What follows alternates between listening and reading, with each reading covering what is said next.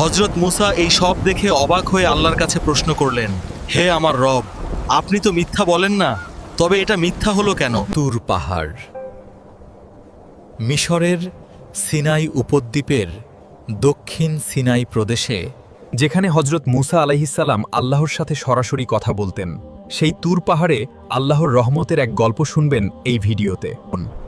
একদিন হজরত মূসা আলাইহিসসালাম আল্লাহর ইবাদত করতে তুর পাহাড়ে যাচ্ছিলেন।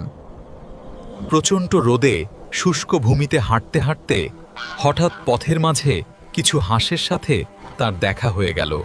আল্লাহর রহমতে হাঁসগুলোর জবান খুলে গেল এবং তারা নবীজিকে সালাম দিল। নবীজি কৌতূহলী এবং অবাক চোখে তাকিয়ে জিজ্ঞাসা করলেন, তোমরাও আল্লাহর সৃষ্টি, তোমাদের কষ্টে আমার হৃদয় ব্যথিত। তোমরা নির্ভয়ে আমায় বলো, তোমাদের কি আরজি? সমস্ত হাঁস মাথা নিচু করে বিনয়ের সাথে বলল, হে আল্লাহর নবী, আপনি জানেন এই মিশরে কতদিন বৃষ্টি হয়নি। আপনি তো আল্লাহর সাথে প্রতিদিন কথা বলেন তুর পাহাড়ে। দোয়া করে আল্লাহর কাছে জিজ্ঞাসা করবেন, কতদিনে আমাদের বৃষ্টি দিবেন আমাদের রব। হজরত মূসা হাসতের কথা দিলেন এবং চলে গেলেন আল্লাহর দিদারে। তুর পাহাড়ে আল্লাহর সাথে কথা শেষে নবীজি হাঁসদের কষ্টের কথা আল্লাহ তাআলাকে বললেন, তাদের বলে দাও আমি বৃষ্টি দিব 4 বছর পরে।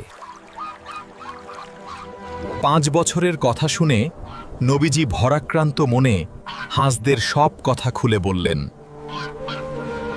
হাঁসগুলো এই কথা শোনার পরে পরম করুণাময় আল্লাহের উদ্দেশ্যে বলল, আলহামদুলিল্লাহ।